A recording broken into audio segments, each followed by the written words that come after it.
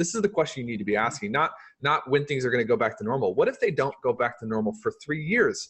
Yeah. Are you just going to accept bankruptcy? Like, you're going to have to pivot. But you know what people buy from in our day and age? They buy from people who they feel can get them the best results. You know, whatever ingredients are in the oven, you want to use those ingredients. So one of the ingredients is fear. So when I see salespeople are like, oh, this is a great book, I'm like, yeah, you're probably broke.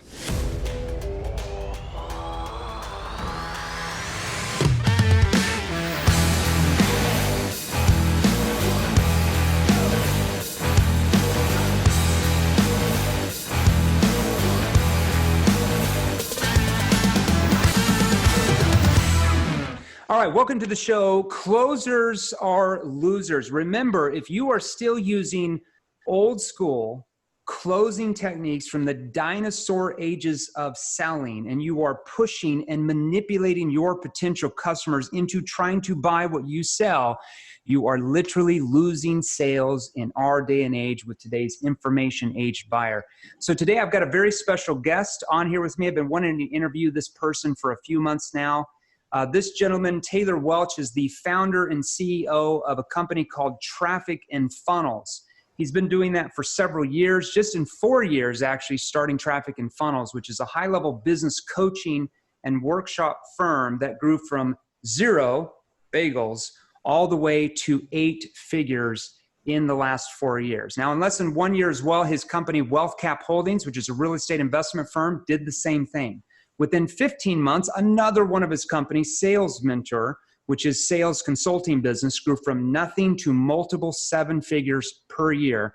And Taylor attributes most of his success to his early desire to be one of the very best, if not the best, in the sales game. Now he's on a mission to share what he's learned. He's going to share that with you today, with other sales professionals and business owners all around the globe. Most importantly, Taylor is a family man first. He puts his family, his kids before anything in business. My man, Taylor, thanks for being on the show. Welcome to the show. Woo! That intro makes me sound dangerous. I mean, you're a dangerous dude over here. From what I've heard, I don't know. I mean, most people say good things about you. It's mostly just fancy copywriting, you know. It's just, you got to rig the intros right. That's what I was thinking. So, welcome to the show today. So, I wanted to ask you some questions that are really relevant for what we're going through right now economically in the US and really globally right now. So, these questions, I designed these so the listeners today could get like massive value and walk away from today's show and actually apply what they've learned from you to go out and increase their sales for them individually, if they're a sales professional, or if they're a business owner, for their salespeople to learn. So first question right off the press, I have to ask you this. What's your take on the fear that is spread through the economy right now? I wanted to ask you that first and foremost. Yeah, well, I think there's like the economic fear, then there's the health fear, and those two different things are, you know, they're not the same. And I think it depends on the industry that you're selling in. But yeah, for us and our team, you know, Traffic and Funnels actually has grown by about 30% in the last month. SalesMentor has grown. Wealth, the real estate, it's grown. And so you got to really look at, you know, on one hand, fear really tends to limit. I don't know if you've seen these studies where fear actually brings in peripheral vision. Fear reduces the activity in the prefrontal cortex. Like, fear does some damaging things to the human mind, human psyche, but fear can also improve your stamina. Yeah. Fear can improve your motivation. Yeah. Fear can improve and enhance your risk tolerance. So I think for salespeople, it's an opportunity to thread the needle as long as you're selling something that is helpful and good. Sure. Because a lot of people right now, they're afraid that, you know, the economy will not correct in a way that is conducive to their previous lifestyle. And if you're selling anything along the lines of helping people navigate that, you're going to experience increase, not decrease. And so fear is, you know, I think it's partially a tool to be used ethically in the context of sales. Well, 100%. And you have to look at it. You know, what I always train companies and salespeople is that it doesn't matter what type of economic situation you're in, whether it's an economic contraction like we're having right now, or if it's an economic growth pattern, like we've been in probably the last, 5-6 years, somewhere in that range, especially the last 3 or 4, it doesn't matter what economy you're living in, your prospects have problems, right? They still have problems either way, okay? So typically when I'm training an event, I'll ask the audience, raise your hand if your prospects have problems. And everybody's like, my prospects have problems. I'm like, wow, that's just a crazy idea. Now I want you to write down the top 2 problems that your prospects have. Write those down. Okay, now raise your hand. Look at your problems, that they have. Raise your hand if your solution solves those. Everybody raises their hand. So I'm like, okay, so what I think I hear all of you say is that your prospects have problems. You have the solution to solve that. So my question is, why are they not buying? What's the missing link? Could it be the missing link that what you are saying, or more importantly, what you are not asking your prospects, is causing them to not purchase your solution so you can actually solve their problem? So once you change that missing link and you learn the right words to say, you learn the right questions to ask in each sales conversation, what becomes possible for you? And that's in any economy. It doesn't matter if it's good or bad.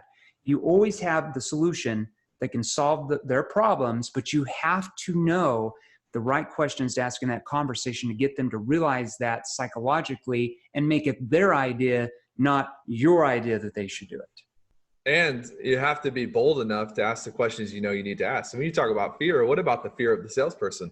Most of the people on my team, if they're in a position where they're struggling, it's usually because they're afraid to ask the tough questions. It's not the fear of the prospect, it's the damaging. It's more so, I think, the fear of the leader who is navigating the sales call, because they are more interested in protecting the feelings of the other person, making sure that that's the issue. Yeah, and you have to, you hit it right on the head. You have to build what I call good tension. I don't mean tension like you're pushy or manipulative, because that's just going to put up their defensive wall. But you have to build tension where they feel like if they don't solve this issue, then they're done. And so when they feel that tension, that uncomfortable tension, they have to do something. It builds urgency for them to do it now rather than call me back in a week, a month, a year later. And that's where your sales explode as a company or salesperson.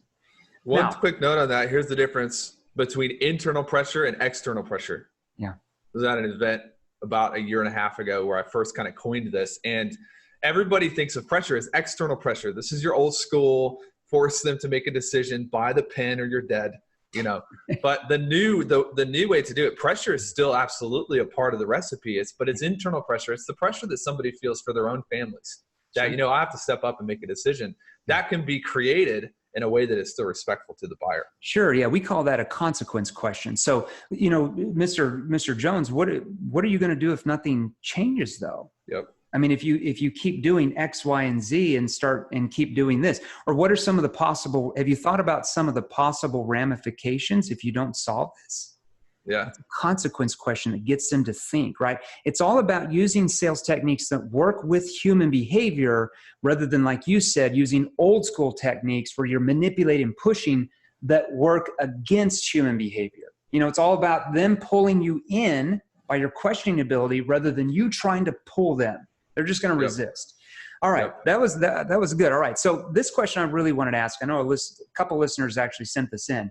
So we know your company has coached hundreds of clients with their business, sales and marketing, because you guys do a lot in that company. You don't just do sales, you do marketing as well.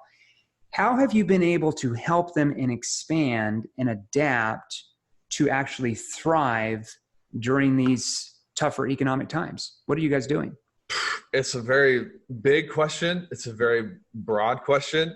Like when it comes down to it, I don't know if anybody is a fan of Michael Jordan, but The Last Dance just dropped. I saw it. Saw the first 2 episodes. Good. It's amazing. But look at this.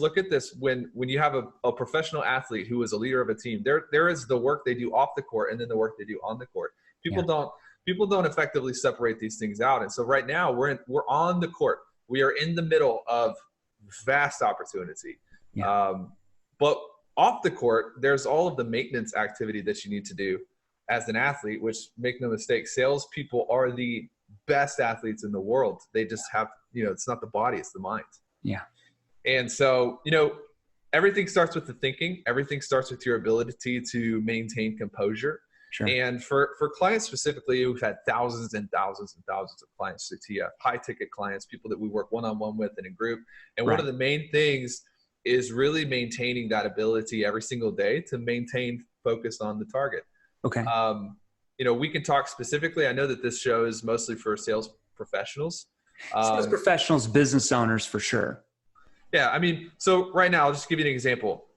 If they're, whatever ingredients are in the oven, you want to use those ingredients. So one of the ingredients is fear. So how do we ethically capitalize on that right now? And not to be a bad person, but just to say, if you sell something that is good for people, helpful for people, you have an obligation to move them into a position to capitalize on it. Mm-hmm. And so what we're doing is like, we lead into that fear. We're leading into it. We're going with the flow of the river. And what that sounds like, what that looks like is, people they're worried. We had somebody a month ago who was on the phone with one of our advisors, and he works in a title company. And he's like, the title, there's just no business. The business isn't coming in.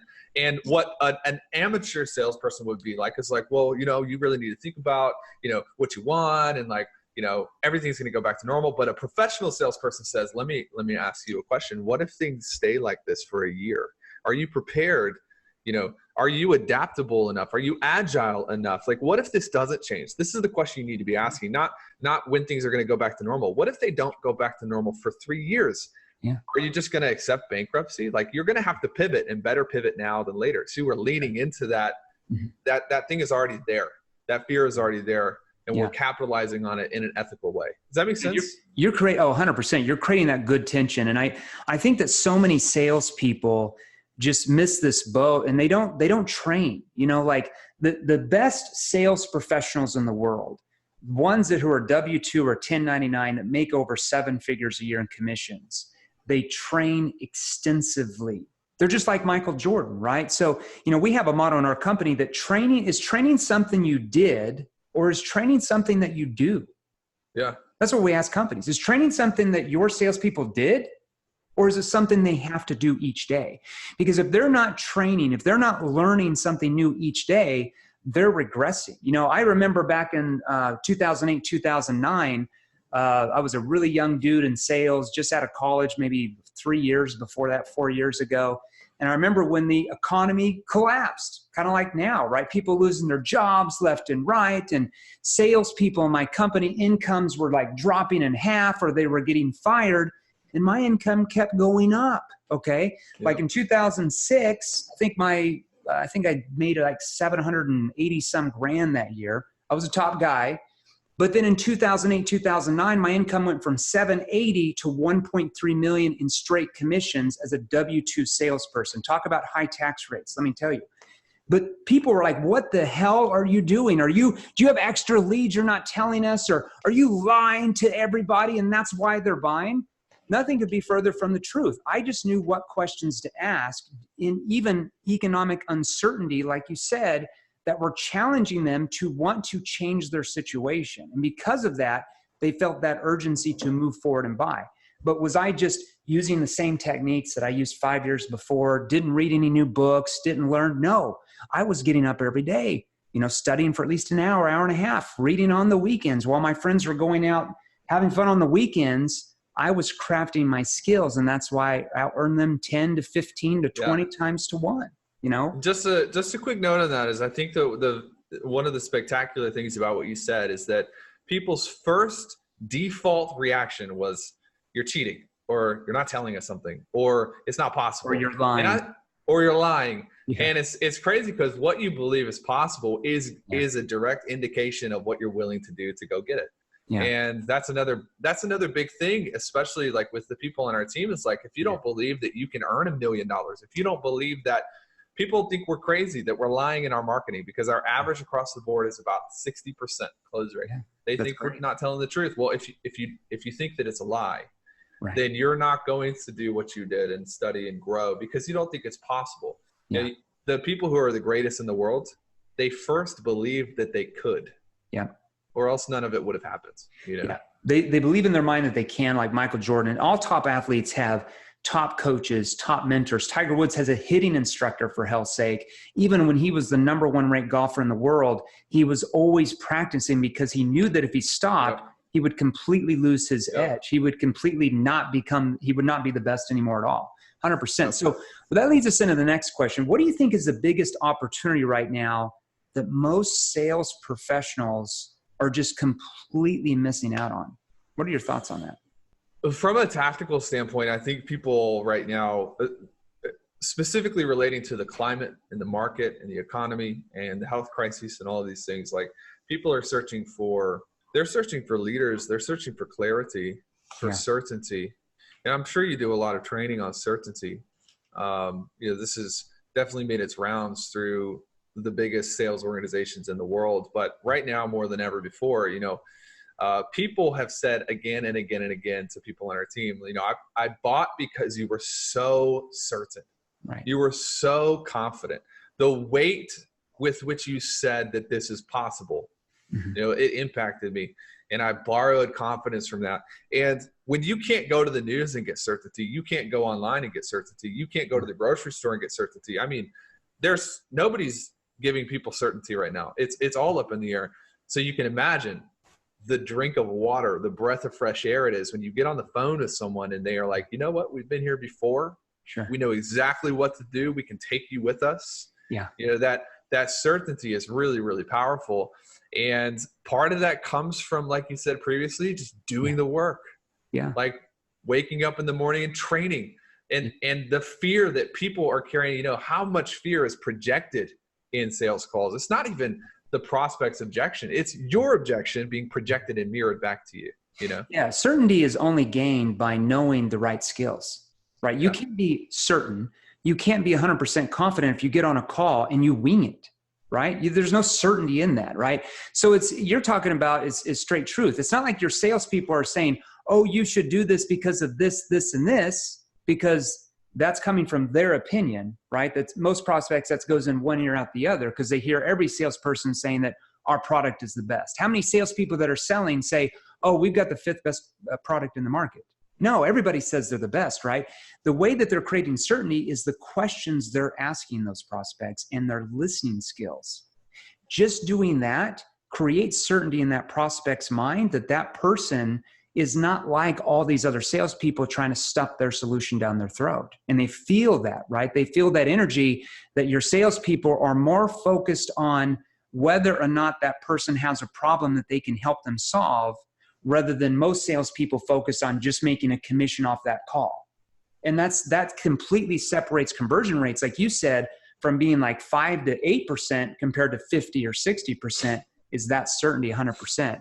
And one thing I wanted to add to this, because I wrote this down because we talked about this a little bit before, but it's easy to get lazy as a company in times of economic expansion, right? When it's easier to sell.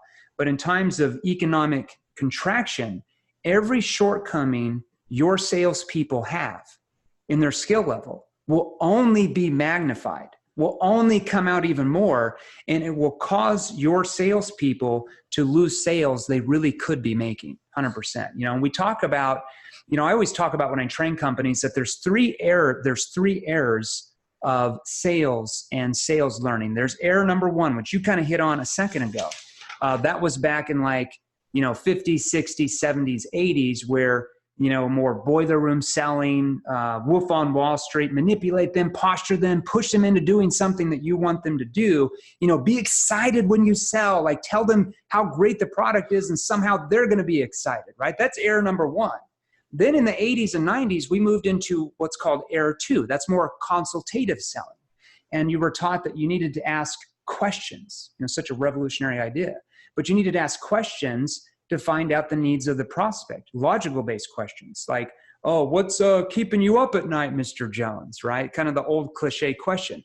But what's the problem with only asking logical-based questions? When you ask a logical-based question, what type of answers do they give you back? Logical answers. And do people buy on logic or emotion? Brain studies prove it's 100% emotion now. It's not a myth anymore when people say that. It's actually the truth. That's error number 2.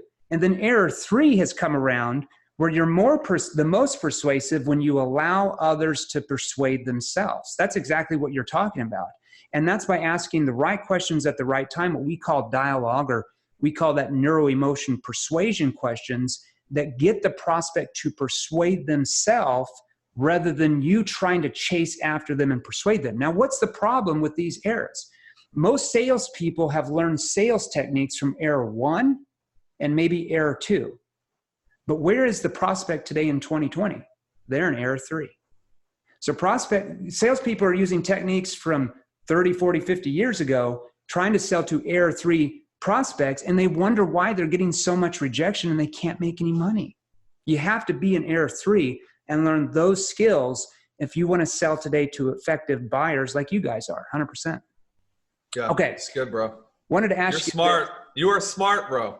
Well, every once in a while, like, you pull a rabbit out of your hat. I have to say this, I was, my wife brought this book in the other day. She's like, have you ever read this book? It's by Og Mandino. It's the greatest salesperson in the world. And she's like, it says that, do you teach, because my wife never pays attention when I do. She's like, do you teach that to make a lot of sales, you have to be really good friends with the prospects? I'm like, well, honey, why don't you open up the copy, the date that book was printed? Oh, 1968. Well, yeah, 1968, that was relevant because people only bought from their friends. But you know what people buy from in our day and age? They buy from people who they feel can get them the best results. Yeah. People who can solve their problems. Yes. They don't care if you're their friend. In fact, it has nothing to do with it. They buy from people that they feel can get them the best result, period. So when I see salespeople are like, oh, this is a great book, I'm like, yeah, you're probably broke. It's a great book for mindset and perseverance. Yeah, different. 100%. This is why I get so annoyed by people who teach all of this rapport building. Yeah. I'm like, man, I don't have any rapport with the doctor who's gonna ultimately, amputate the arm so I don't die. It's not. They're not talking to you about, where did you go fishing last weekend? Or how about that football? Hey, we're both from Springfield. Who cares? It's more of a trust that you can solve the issue. Mm-hmm. Oh, 100%. So what do you think? This is a good interview. What's the difference between selling in a great market that we've been in for probably the last 4 or 5 years, maybe 6 years, versus a bad market, which we're starting in that process now? What do you think the difference is that? I honestly think that it's easier to sell in a bad market than it is to sell in a good market. Tell us why. Well, to your point earlier, so we teach our business owner clients, your business problems are not created in a downturn. Mm-hmm. Your business problems were actually created in the expansion season, and they are being revealed to you now in the down season. It's the tide going out, and Warren Buffett's famous quote, you see who has no clothes on, when the tide goes out. And for us, think about if you were competing, if you're listening to this podcast, you're like, man, I'm doing everything that Jeremy tells me to do, and I'm training, and I'm out there working, and I'm hustling. You got to understand that you are competing with C players, D players, and there are times when those people are going to take your business simply because there's so much velocity in the market. Mm-hmm. Money spinning around, changing hands. But when the velocity slows down, the true A players, the competition thins, the herd thins. And so that's why TF is growing right now. It's why SalesMentor is growing. We haven't gotten magically better at our craft in a month. No, it's just the C players, the idiots are gone. Yeah. They're moving out of the game. And less competition for you. Think about this, bro. Think about this. You go into a doctor's office. In a perfect world, that doctor doesn't, your arm's broken. Yeah. That doctor doesn't care for him whether you get it fixed or not. He's got no skin in the game. Yeah. He's just telling you what you need to do. And when it comes to being a masterful closer, I think you've got to be the same way, where it's like you make sure that you don't necessarily have something personally to gain from the conversation. You don't have necessarily skin in the game where you're like unduly trying to push someone to do something that they don't want to do. Yeah. But the beauty of this analogy is that right now, everyone's arm is broken. Mm-hmm. Your market just grew by 10-fold. Yeah. You have 10x'd your market. 10x, exactly. Yeah. And so would you rather sell when there's thousands of people lined up who need what you do? Or would you rather go out and have to find those people because they're hidden and to me, everything actually expands if you know what you're doing. when the market corrects. And the people who unfortunately are missing out are the people who have just been kind of floating along, lazy, due to so much velocity. Does that make sense? Yeah, 100%. Because you will, as an organization, as a company, or as a salesperson, you will be eliminated. We just talked about this a minute ago. You brought this up. In times of economic contraction, every shortcoming in your sales ability will only be magnified, and it will be 10 times harder to sell if you keep using the same skill sets that kept you where you're at right now. There's so much opportunity out there. Once you learn the right sales skills, you learn the right questions to get the prospect to persuade themselves. Prospects still have problems. You have the solution. The only thing that determines them buying or not is your sales ability. Period. Otherwise, you become commoditized. You become like any other salesperson that goes in and says, Mr. Prospect, can you tell me 2 problems and why you're experiencing them? They tell the 2 problems. Oh, well, you're going to be so glad. I've got the best thing for you. And they go into their pitch and talk about the features and benefits, and they become commoditized. And then they just get competed with on price, and they might get lucky. Every blind, Brian Tracy said, every blind squirrel eventually finds a nut. And so they'll get one sale here or there, and then they're like, oh, well, this must be the best way to sell. Sales is a numbers game. That's the biggest pet peeve when people say that. Sales is just a numbers game. You just got to dial, smile, and dial.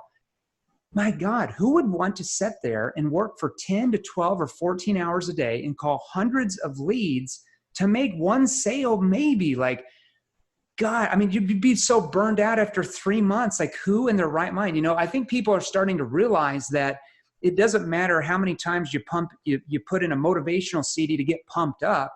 Tony Robbins is great. He's going to get you pumped up. But when you make that call, what's going to determine whether you're selling them or not is what you're saying to them, what you're asking them. It doesn't matter how pumped up you are. They could give a crap if you're pumped up and excited. In fact, it'll actually make them go the other way. So it's really the sales skills that you're learning in a down market. Take the time to learn the right sales skills, because if you do, it doesn't matter what you sell. If they go out of business, you can get a better job somewhere else. You can start your own company. You have the best sales skills possible. You can write your own ticket and go anywhere in the world. 100%.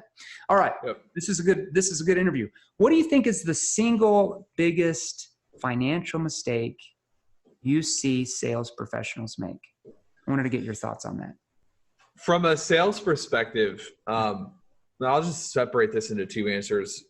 From a sales perspective, like just the way that we're jiving, I think we're aligned on everything that we do. We're training our guys the same way. But I think when we get new closers in, one of the biggest mistakes that we see them make is they end up answering objections. They get into that excitement mode that you're talking about. Yeah. And I just wanted to touch on this really quickly, because tactically, this is, I think, one of the great secrets of true leadership-based selling. Is you're in it. You set the prospect up in such a way where they can sell themselves. What does that mean? It means they work themselves through their own objections. Yeah, they can work themselves through their own objections. And so a lot of our ethos is based on you answer questions, not objections. Yeah. And so tactically, that's a massive mistake that people make when it does get low like this, when velocity does decrease, because the objection count is going to increase, and you have to have the wherewithal to withstand that and barrel through. From a financial point of view, I want to comment on that. I want to comment. Okay, go ahead. I think you brought up a good thing that is kind of relevant. So it's all about objection prevention. 100%. It's asked when you ask the right questions, their objections get eliminated in their mind. What most salespeople don't understand is that when you are saying certain things, especially when you're using very assumptive language and more of a complex, higher price sale, because there's more for them to lose. We're not talking about a $5 magazine, but when it's more of a complex, higher priced item, and the more that you're communicating in a certain way where you're very assumptive, the more that triggers what we call sales resistance, and the wall comes up. It's just like if you go into a used car dealership, right? Yep. And I've got some stories about that, but you walk in, you're looking for a car. Like you walked in because you're looking for a car, right? Like you have a problem. You're looking for a car. And otherwise you wouldn't be there. The salesperson comes out, hey, how's it going? I'm so excited that you're here. Oh my gosh, we've got the greatest deals here. We've got the best finance rate. We've got the best customer service. Our dealership's been rated the #1 dealership in the entire state for 17 billion years in a row. We've got the best deal, and I know you're going to be so excited by getting our car. What do you immediately do? Wall resistance comes up, even though you were there looking. Or you say, oh, I'm just looking, right? It triggers, that's human behavior. It triggers resistance. And human beings do one of two things. They either, if they have a really A-type personality, they just throw out objections and reject what you're offering, like really aggressively and mean, especially on a cold call. Or if they're more passive or easygoing, I call it, they kind of go into witness protection mode. They're like, oh, wow, Taylor, that's really great. I'm really interested in that. Can you send me an email with a proposal or a quote? And then I tell you what, if you call me back in a week, I'm going to be less busier. And then the salesperson calls back.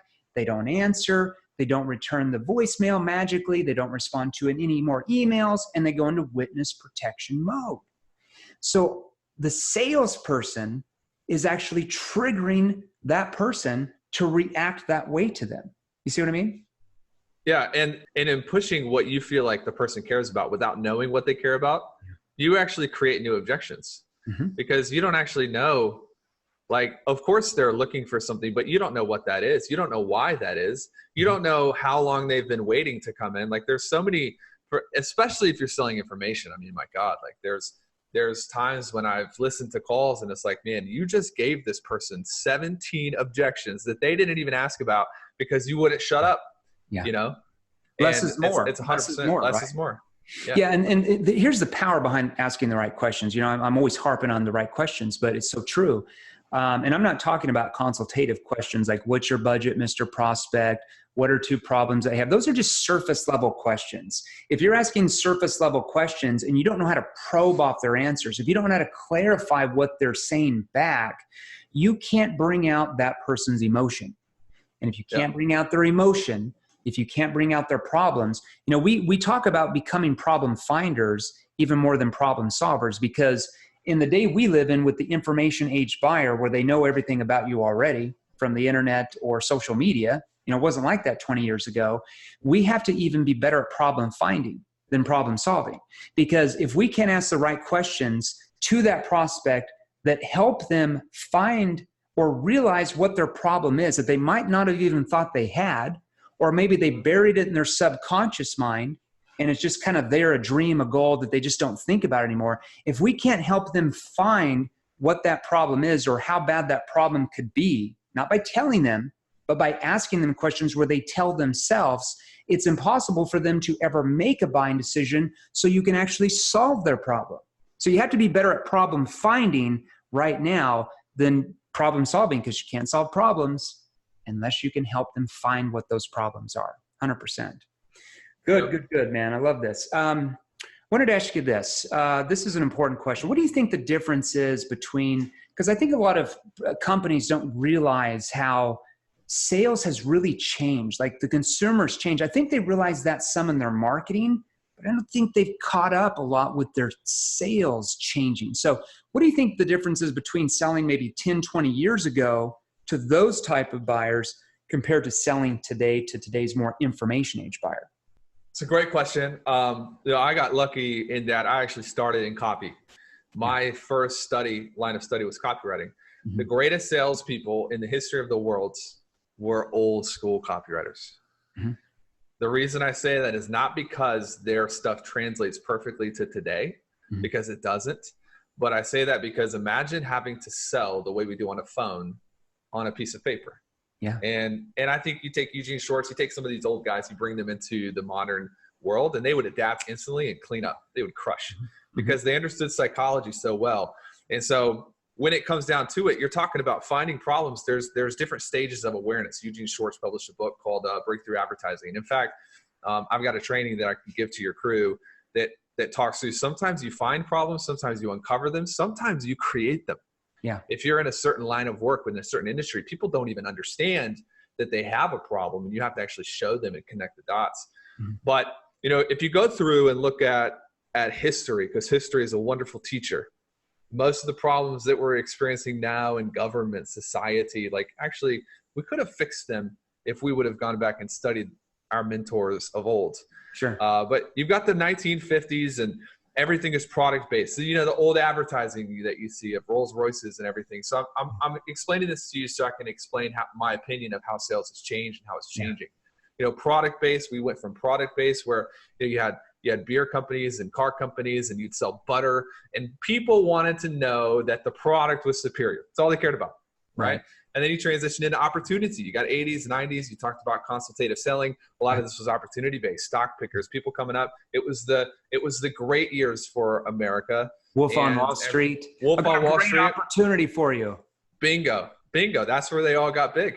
And you got the 2000, the big consultancies got bigger and bigger and bigger. And I feel like this was where everything became problem based. And if you can describe the problem to the prospect, they're likely going to trust you enough to buy from you. It's even goes back to old John Caples. He who can, describe the problem the best wins. And now if you sell on products, if you sell on opportunity, or you sell based on problems, there's that 1% of people who are going to buy regardless. And so it's creating these false flags, these false signals.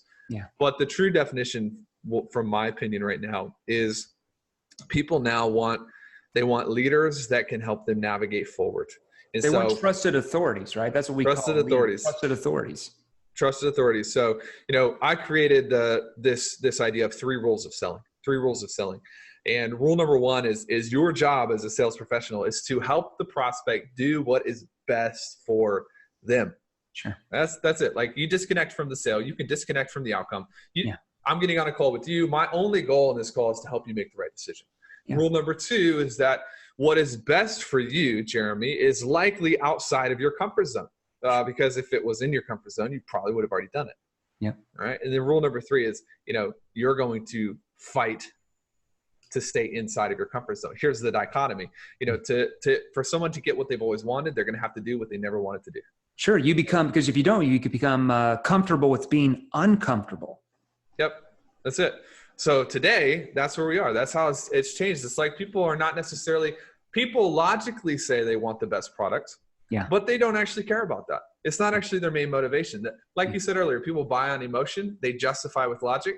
And so the job of the modern day professional salesperson or influencer or whatever it is, if you have to get people to think a certain way, is really based on helping the person get outside of their comfort zone by connecting that scary, adventurous step to what they ultimately want. And that's the pressure. That's the tension that you're talking about. Yeah, 100%. I agree with you. Back in the day, people expected the salesperson to educate them about what they sold. So when you cold called in the 60s or 70s, like Zig Ziglar taught you how to do, or this guy, Joe Girard, have you ever read his book? No, but I love how you just pull up the old school books. You probably got all of them. I've got thousands of books. But anyways, so I'm a crazy reader, but if you look at these old school techniques, and they're teaching, this guy just passed away, is a very great guy for his time for sure. I don't know him. I'm not going to judge anybody. I'm sure a great leader, but he sold in the 50s and 60s, maybe 70s. The buyer's completely different. So when he's teaching cold calling in here, do you think that's going to work with somebody picking up the phone in 2020? Well, first of all, nobody picks up the phone in 2020 like they did then.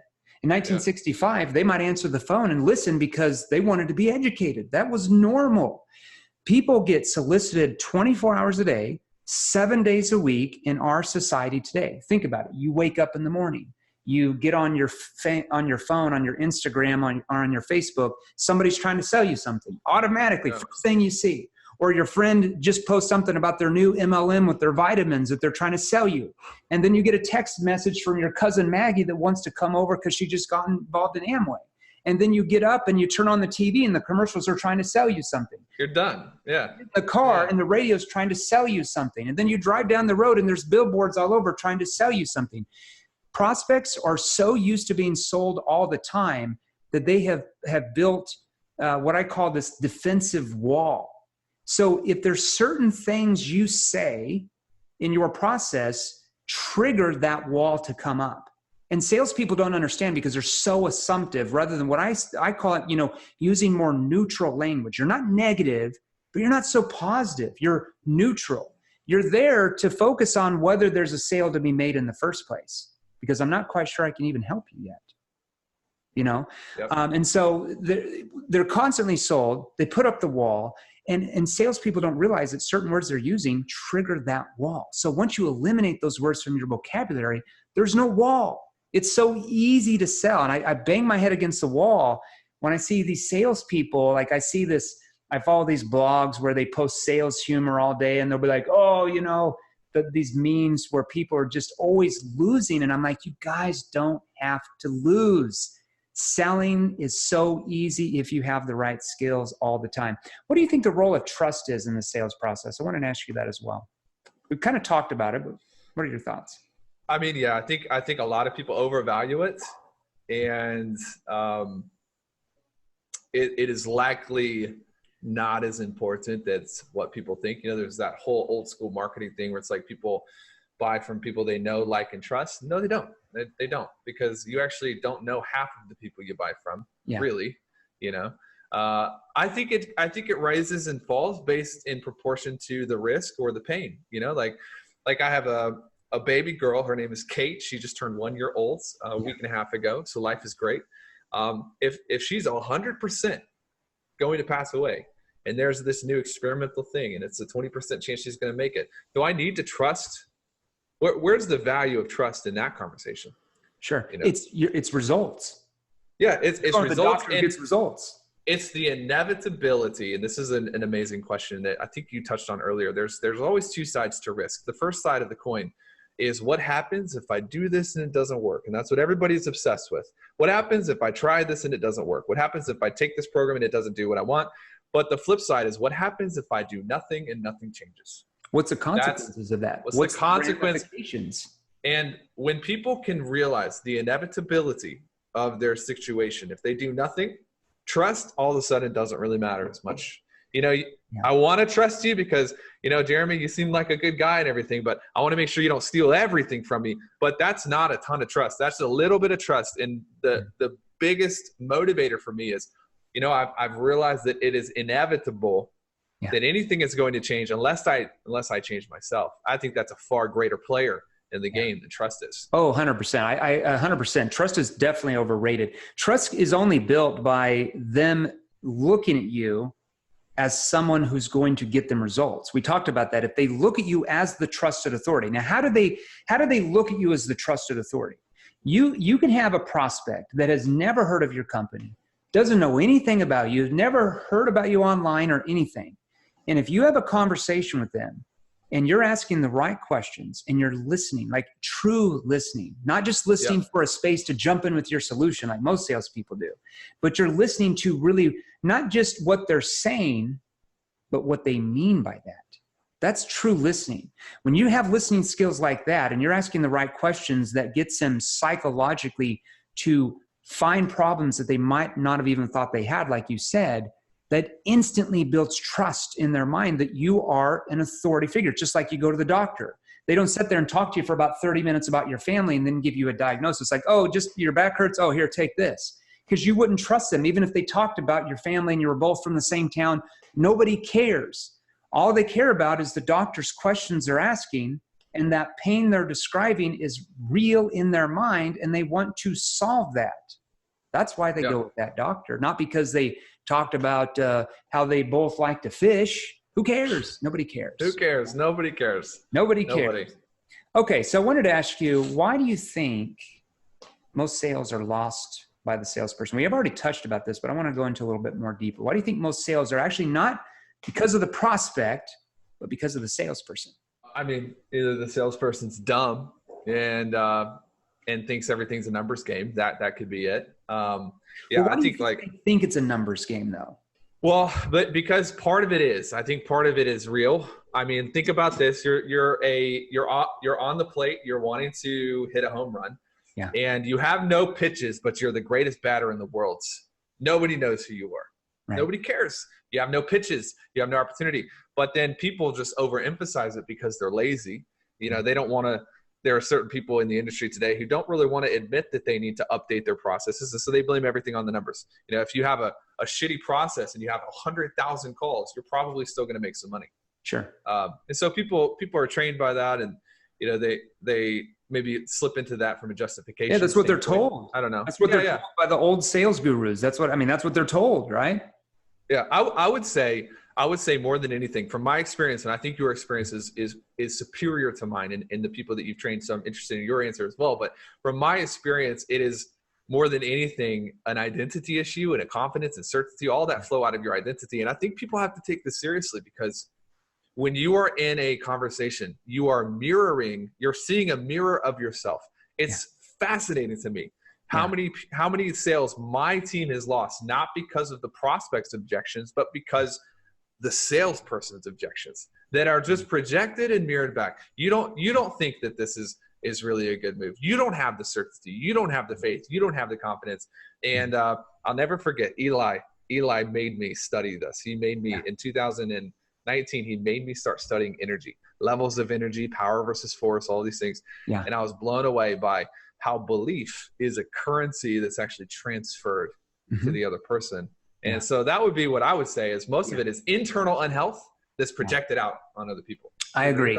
Yeah, 100%. It's all about your certainty. I like that word certainty. It's not something I've used, but I'm 100% on board with that. It's about I would say like collective confidence, right? You have this collective confidence about you. It's not overconfident where you're overbearing and posturing in them and manipulating them, but it's this collective calm confidence that what you have can solve that person's issues. And if they don't go with you, that problem is still the same, and nothing will ever change for them. One of the best ways to build this, and this is not necessarily sales training, this is human training. Like I'm good, I'm decent at sales training, but we do $100,000 a day, not just from the ability to sell. We do it from the ability to be holistic. One of the best ways to build that confidence is telling the wrong people no. Sure. And when you're able to tell the wrong people no, you're able to build this inner citadel that, hey, I always do the right thing for the other person. Man, people feel that. They know it when they feel it. Yeah. You know? Yeah. It's like, based on what you've told me, I'm not sure I can actually help you. And then you're leading them in the right direction. That comes back around to you because they really look at you as like, wow, this person's not here to sell me. They're here to help me solve this challenge, this issue, right? And one of my other biggest pet peeves besides sales and numbers games, when salespeople say, oh, buyers are liars, they're not buying because every lead I talk to is broke. I'm like, really? They're all broke. Interesting. So they responded to an ad of some sort or whatever. They have problems. Otherwise, they wouldn't have responded. You have a solution to solve those. Buyers only lie to you because you don't know the right questions to ask to get them to look at you as an advisor or an authority figure that can solve their problems. So when they say they're broke and they don't have any money, it's because your offering looks like this to them. It looks like it's way up here with price, and their problem is really not that important. But when you're asking the right questions that pull out that emotion, that flops. And the price looks really cheap compared to the results they're going to get from that. Like if you pay me $10,000 and you're going to make $1 million, geez, that's a no-brainer. But salespeople don't know how to do that. They just tell them that rather than asking a question that gets that person to tell themselves that. Which is more persuasive? Us telling them what they should do and why, or them telling themselves what they should do and why from our questions. And that's where salespeople don't understand, is that when they let go of the outcome, they let go of the attachment of making the sale, and they instead focus on whether or not there's a sale to be made in the first place, your income completely changes. 100%. I agree. Where the disqualifier all of a sudden is now the IQ of the person making the decision. Now, I remember a couple of years ago where it's like, our team was telling people no at times because it's like, if you're going to invest $10K and make $1 million and you're having to think about this, then I don't know if you're the right person to even get results in any program. And all of a sudden, the tables turn around. And because at the end of the day, there's nothing more lethal than a salesperson who doesn't need your business. Nothing is more lethal than a salesperson who does not need you. They don't need the money. They don't need the commission. They are exclusively there because they are trying to see if they can help you, and they're going to point you in the right direction. Yeah. That's the most potent form to be in. 100%. And that's when your prospects start chasing you, wanting to buy from you because they know that you're going to get them results. Whereas most salespeople chase after the prospect and whine and beg and hope then pray they make the sale. I call that hopium. It's a drug that so many salespeople are on, where they just hope and pray that some type of feature or benefit they talk about in the presentation is going to magically make the prospect to want to buy from them. And it's such an unpredictable and hard way to make a living. I feel bad for people in that situation. It can all be different if they learn the right skills. Yep, true. 100%. Taylor, great interview. I would say the best so far in the show. Flattering. We have a lot of things in common. Well, Springfield, Missouri, and that as well. That's right. Next to Eagles. That's crazy. Yeah, we played you in ball. So how can our listeners learn more about your training though? Like, where do they need to go? I want them to learn more about what you do so they can get even bigger results they're at right now. Where do they need to go? Yeah, so our team put together it's a package that we built, and we use it internally to train our salespeople. Okay. And we also sell this, but we put it together for your crew for free.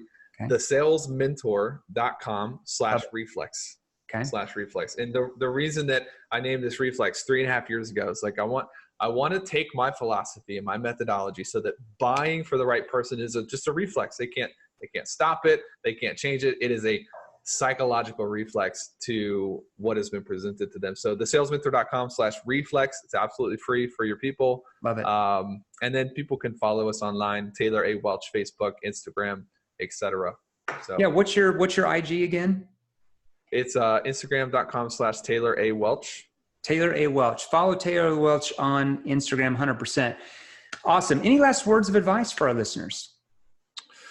This is a prime time opportunity. One of my greatest regrets is that I was not in the game in 2008, 2009. So I am cherishing this. I am fully present during this. You never, ever want to waste a contraction like what we're in, because the players rise to the top. And so lean all in, go all in, and make some money.